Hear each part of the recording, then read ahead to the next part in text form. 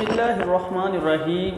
पाक garrison education system Nankana साहब class first year के तलबा, अस्सलाम वालेकुम।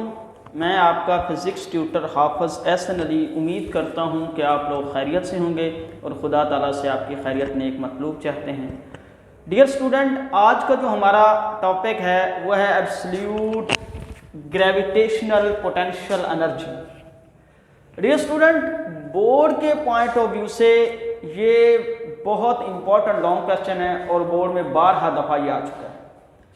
डियर स्टूडेंट, इस आर्टिकल को पढ़ने के बाद आप इस काबिल हो जाएंगे कि आप समझ सकेंगे कि एब्सोल्यूट ग्रेविटेशनल पोटेंशियल एनर्जी क्या होती है, इसको हम कैसे एक्सप्लेन कर सकते हैं, इसकी डायाग्राम कैसे हम जो है वो डिफाइन या ड्राइव कर सकते हैं, और इस आर्टिकल के अंदर हम आर स्क्वायर और डेल आर को ड्राइव करेंगे। इस लेक्चर के अंदर हम एब्सोल्यूट ग्रेविटेशनल पोटेंशियल एनर्जी का हाफ टॉपिक डिस्कस करेंगे और उसमें हम सिर्फ और सिर्फ आर स्क्वायर और डेल आर तक ड्राइव करेंगे।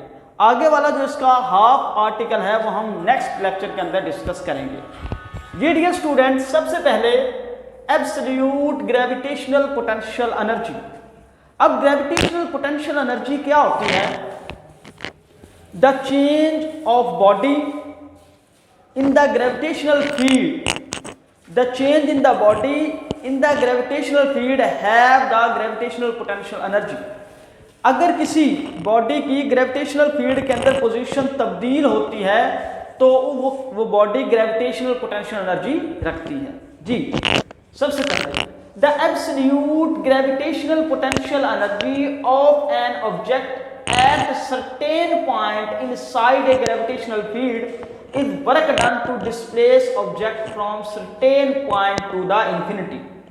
वो कहता है कि absolute gravitational potential energy क्या है। तो डियर स्टूडेंट, इससे पहले मैं आपको बता दूं कि हमेशा एब्सोल्यूट ग्रेविटेशनल पोटेंशियल एनर्जी हमेशा उस पॉइंट की होती है जो पॉइंट ग्रेविटेशनल फील्ड के अंदर होता है। किसके लिहाज से? उस पॉइंट के लिहाज से जो पॉइंट ग्रेविटेशनल फील्ड से बाहर होता है। एब्सोल्यूट ग्रेविटेशनल पोटेंशियल एनर्जी हमेशा उस पॉइंट की होती है जो पॉइंट ग्रेविटेशनल फील्ड के अंदर होता है, उस पॉइंट के लिहाज से जो पॉइंट ग्रेविटेशनल फील्ड से बाहर होता है। डियर स्टूडेंट, पिछले लेक्चर के अंदर मैंने आपको बताया था कि हम जो ग्रेविटेशनल पोटेंशियल एनर्जी लेते हैं वो किसी एक पॉइंट के लेते हैं, उस पॉइंट के लिहाज से जो पॉइंट फील्ड के बाहर होता है।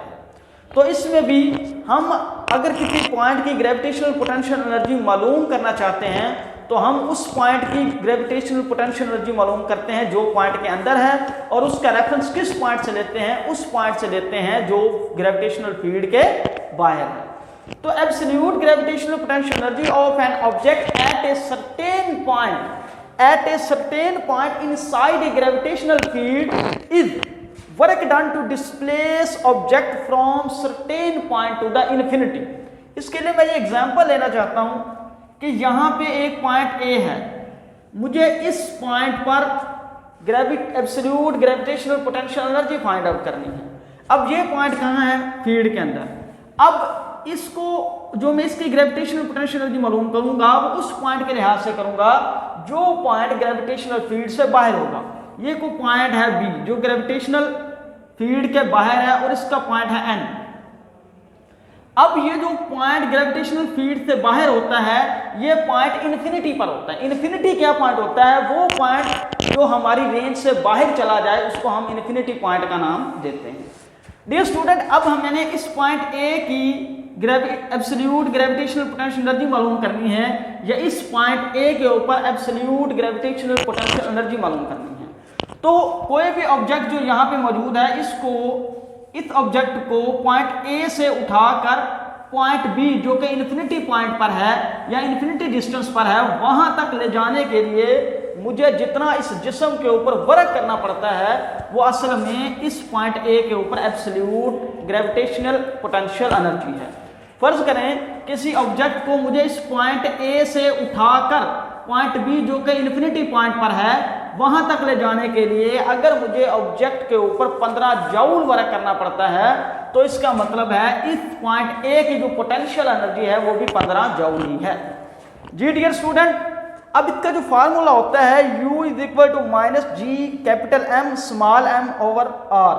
अब r से मुराद ये रेडियस ऑफ द अर्थ है और g से मुराद ग्रेविटेशनल कांस्टेंट है और कैपिटल M से मुराद मास ऑफ द अर्थ है और स्मॉल m से मुराद मास ऑफ द ऑब्जेक्ट है। Dear student, when we move upward from surface of earth, जब हम सरफेस ऑफ अर्थ से ऊपर की तरफ मूव करते हैं, जमीन की सतह से ऊपर की तरफ मूव करते हैं, तो बॉडी के ऊपर जो ग्रेविटेशनल फोर्स एक्ट कर रही होती है वो क्या होती जाती है, वेरी होती जाती है।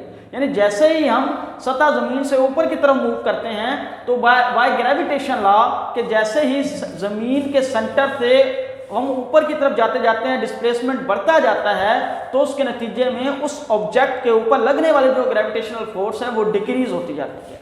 इसका मतलब है जैसे हम सरफेस ऑफ अर्थ से या सेंटर ऑफ अर्थ से सरफेस ऑफ अर्थ से ऊपर की तरफ जाना शुरू कर देते हैं तो उसके नतीजे में जो फोर्स है वो क्या करना शुरू कर देती है, वो डिक्रीज होना शुरू कर देती है। याद रखें, अब जब हम अगर सेंटर से डिस्टेंस लेंगे वो कैपिटल आर, सेंटर से जो सरफेस का डिस्टेंस होता है वो कैपिटल आर होता है।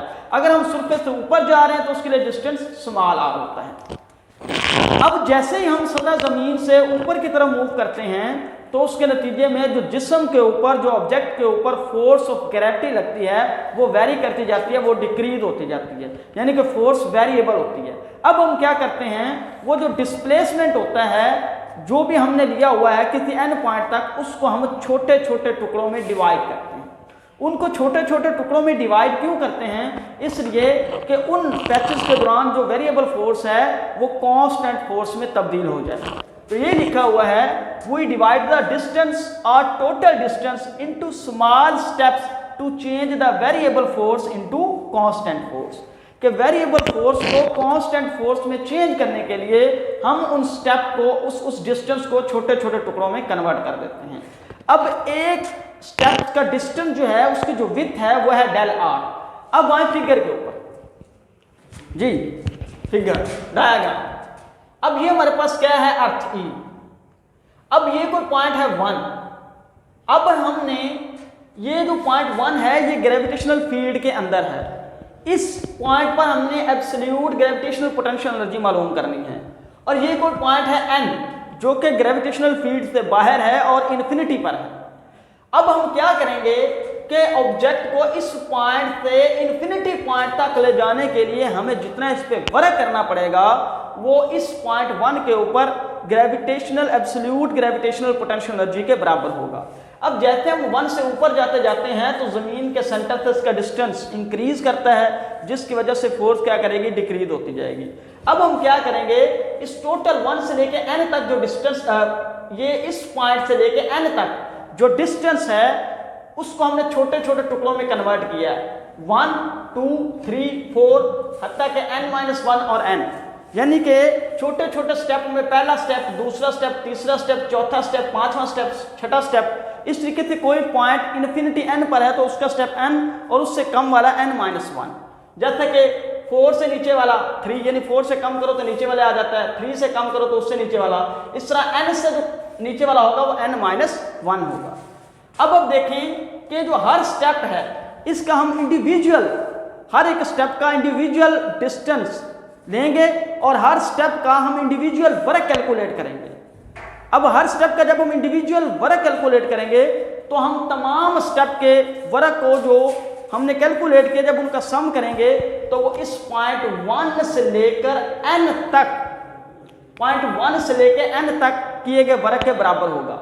यानी कि जो छोटे छोटे स्टेप हैं इन हर स्टेप का हम अलग-अलग वर्क कैलकुलेट करेंगे और जब हर स्टेप का हम अलग-अलग वर्क कैलकुलेट करेंगे तो वो तमाम स्टेप के वर्क को जब हम ऐड कर देंगे तो 1 से लेके n तक जो वर्क किया गया होगा उसके बराबर होगा।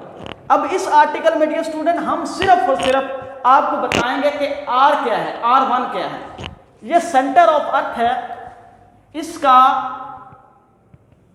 जो स्टेप 1 से डिस्टेंस है उसको r1 का नाम देते हैं। ये देखिए r1, सेंटर ऑफ अर्थ से स्टेप 1 का जो डिस्टेंस है उसको r1 का नाम देते हैं। और r2 क्या है, सेंटर ऑफ अर्थ से स्टेप 2 का जो डिस्टेंस है उसको r2 का नाम देते हैं। और इन दोनों स्टेप 1 और स्टेप 2 के दरमियान जो डिस्टेंस है उसको डेल आर का नाम देते हैं।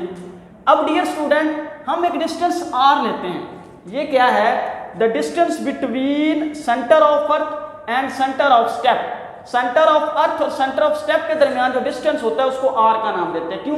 क्योंकि जो हमारे पास फोर्स है वो हमेशा सेंटर टू सेंटर एक्ट करती है। जो ग्रेविटेशनल फोर्स है ये सेंटर से सेंटर एक्ट करती है, यानी एक ऑब्जेक्ट के सेंटर से दूसरे ऑब्जेक्ट के सेंटर पर ये एक्ट करती है। इसलिए हम यहाँ पे डिस्टेंस एवरेज आर डिस्टेंस लेते हैं। अब हमने आर फाइंड आउट करना है कि आर कैसे हम मालूम कर सकते हैं और डेल आर क्या है। अब डियर स्टूडेंट आए R2। अब हमें पता है कि R2 है ये वाला, ये अब ये किसके बराबर है, R1 plus del are. R2 जो है ये है R1 plus del R, R1 plus del R. अब डेल आर किसके बराबर होगा, ये अगर माइनस और प्लस हो रहेगा क्या आ जाएगा, minus. R2 minus R1 is equal to del R. अब दूसरा पॉइंट है फाइंड आर स्क्वायर। ये जो हमने आर लिया है इसका आर स्क्वायर हम कैसे फाइंड आउट कर सकते हैं जी। अब हमें पता है कि ये जो आर है ये सेंटर है किसका, 1 का और 2 का, और जब भी किसी दो पॉइंट का हमने सेंटर मालूम करना होता है तो उसके लिए हम एवरेज लेते हैं। क्या लेते हैं, एवरेज।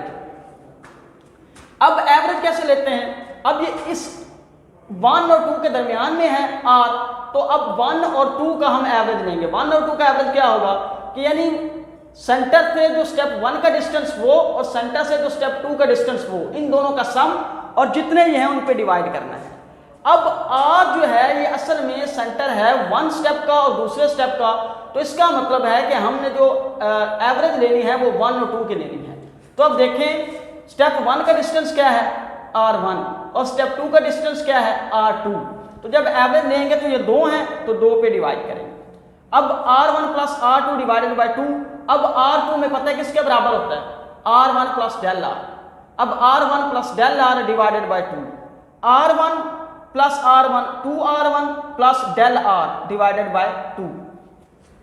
अब यहाँ पे देखें 2R1 पे 2 अलग डिवाइड कर रहे हैं प्लस डेल आर पे 2 अलग डिवाइड कर रहे हैं। 2 से 2 कट गया, R1 plus del R over 2।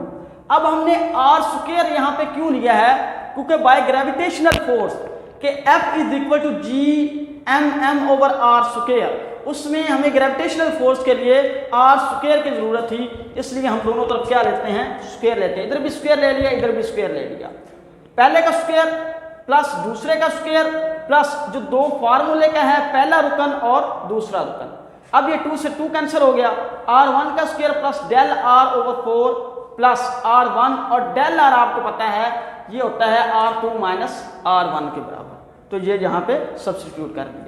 अब देखें अगर एक वैल्यू बहुत ही स्मॉल हो, बहुत स्मॉल वैल्यू को जब आप स्क्वायर लेते हैं तो वो और स्मॉल हो जाती है, और जब उसको आप किसी चीज़ पे डिवाइड कर देते हैं तो वो उससे भी ज़्यादा स्मॉल हो जाती है। तो इसका मतलब है कि डेल आर स्क्वायर ओवर 4 जो है ये इतनी ज़्यादा छोटी है कि इसे हम अप्रॉक्सीमेटली इक्वल टू 0 ले लेते हैं और इसे हम क्या कर लेते हैं, निगलेक्ट कर देते हैं। तो R1 का स्क्वायर, और ये जो केस है हमारे पास डेल आर स्क्वायर ओवर 4 ये 0 आ गया। अब R1 को जब R2 से मल्टीप्लाई किया, R1 R2, R1 को R1 plus minus minus R1 का स्क्वायर। अब R1 का स्क्वायर R1 के स्क्वायर से कट गया, 0 प्लस डेल R1 R2, ये अब देखें तो ये हमारे पास R स्क्वायर आता है R1 R2। डियर स्टूडेंट इस आर्टिकल के अंदर हमने सिर्फ R एंड डेल R ये हमने ड्राइव करना था जी। डियर स्टूडेंट इस आर्टिकल में बेसिकली हमने क्या किया है, सबसे पहले हमने ये फाइंड आउट किया है कि एब्सोल्यूट ग्रेविटेशनल पोटेंशियल एनर्जी क्या होती है। डियर स्टूडेंट कि किसी भी पॉइंट पर अगर आपने एब्सोल्यूट ग्रेविटेशनल पोटेंशियल एनर्जी मालूम करनी है तो उस पॉइंट पर किसी भी ऑब्जेक्ट को उठाकर आप इन्फिनिटी तक अगर लेकर जाते हैं तो जितना हमें उस ऑब्जेक्ट पे फर्क करना पड़ता है, असल में वो उस पॉइंट की एब्सोल्यूट ग्रेविटेशनल पोटेंशियल एनर्जी होती है। फर्क इस पॉइंट ए पर जो है वो एब्सोल्यूट ग्रेविटेशनल पोटेंशियल एनर्जी मालूम करनी है, तो इसको उठाकर अगर मैं इन्फिनिटी पर ले जाने के लिए अगर मुझे इस पर 15 जूल वर्क करना पड़ता है तो इसका मतलब है इस पॉइंट की जो एब्सोल्यूट ग्रेविटेशनल पोटेंशियल एनर्जी है वो 15 जूल होगी। उसके बाद ये स्टूडेंट मैंने आपको बताया है कि जब नीचे से ऊपर जाते हैं तो फोर्स वेरिएबल होती है। अब हमने उस वेरिएबल फोर्स को कांस्टेंट फोर्स में तकसीम करना है, कांस्टेंट फोर्स में तब्दील करना है। जब हमें उस कांस्टेंट फोर्स में तब्दील करना है तो उसके लिए हम क्या करते हैं, उसके लिए हम टोटल डिस्टेंस को छोटे छोटे स्टेप में इस तरह डिवाइड करते हैं कि उसके दौरान फोर्स क्या रहे, कांस्टेंट रहे। अब ये हम डायग्राम दिखाई थी। अब हमने इस डायग्राम को इस्तेमाल करते हुए सारी कैलकुलेशन करनी है। हमने जब छोटे छोटे टुकड़ों में डिवाइड किया तो पहला स्टेप 1, दूसरा 2, तीसरा 3, चौथा 4, हद तक n-1 और जो स्टेप n है ये इन्फिनिटी पॉइंट पर है। अब r से 1 का जो डिस्टेंस है सेंटर से वो r1 है, 2 का जो डिस्टेंस है वो r2 है, इन दोनों के दरमियान जो विड्थ है वो डेल r है और सेंटर ऑफ अर्थ से इन स्टेप का जो डिस्टेंस है वो है r। अब उसके बाद हमने क्या किया, हमने कैलकुलेशन की, हमने डेल आर और आर स्क्वायर फाइंड आउट किया। आर स्क्वायर क्यों लिया है, क्योंकि ग्रेविटेशनल पोटेंशियल वो जो ग्रेविटेशनल लॉ के अंदर जो फोर्स है क्या है, F is equal to G M M over R square ये है। तो अगर हम वर्ग की बात करते हैं तो वर्ग जो होगा वो होगा F डेल डी। तो इस फोर्स, जब ग्रेविटेशनल फोर्स की बात करेंगे तो उसके अंदर आर स्क्वायर की हमें ज़रूरत पड़ेगी और वो हम कहाँ से ड्राइव करेंगे, वो यहाँ से ड्राइव करेंगे जो मैंने यहाँ पे ड्राइव कर दिया है। डियर स्टूडेंट, उम्मीद करता हूँ कि आपको अच्छे तरीके से समझ आई होगी। किसी पॉइंट पर कोई कन्फ्यूजन हो हमें व्हाट्सएप पे कमेंट बॉक्स में ज़रूर बताएं। जी डियर स्टूडेंट, इसका नेक्स्ट जो हाफ है वो हम अगले जो है वो लेक्चर के अंदर डिस्कस करेंगे। अल्लाह आपका मेरा और हामी नसर ईमान।